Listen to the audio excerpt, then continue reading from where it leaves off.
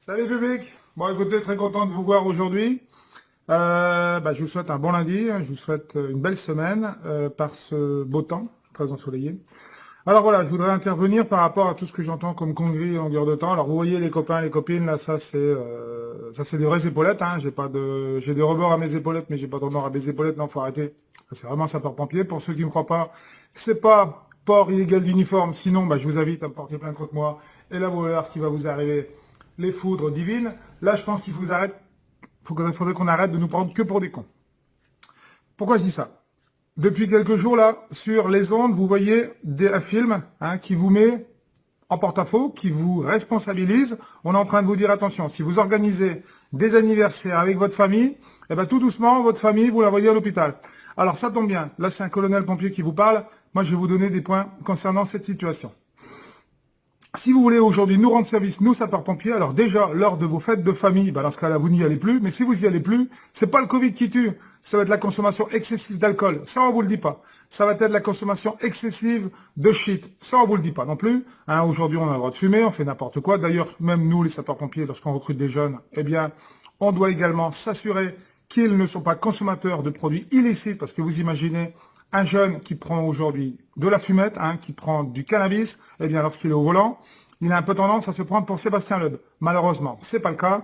Un véhicule de secours et d'assistance aux victimes qu'on appelle un VSAV, à 180 en centre-ville, parce que le gars, il est chargé comme une mule, ça le fait pas. Alors, si vous voulez nous rendre service, concernant les accidents de circulation, vous arrêtez la picole, vous arrêtez, donc vous faites des soirées champomis où là, vous ressentez, voilà, vous mettez à distance, on reste bonjour mamie, on ne te fait pas la bise parce qu'on va te filer. Non, je savais qu'aujourd'hui, plus on se distancie, plus on se fragilise et moins notre système immunitaire est efficace. Donc si aujourd'hui l'État veut arrêter la consommation de produits dangereux qui sont aujourd'hui source d'accidents bien plus que le Covid, puisque cette année, il y a eu 70 morts de la grippe contre 10 000 habituellement. Tous ceux qui sont morts bizarrement du Covid. Donc demain, un accident de circulation avec 3 grammes d'alcool dans le bras, un Coca Red Bull, c'est le Covid.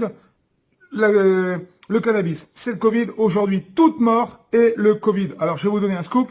On finit tous par mourir d'un arrêt cardiaque. Eh ben oui, on est tous cardiaques, donc à la fin, si le cœur il s'arrête, Pente est mort. Le cerveau, il y en a, à mon avis, ils sont morts depuis très longtemps.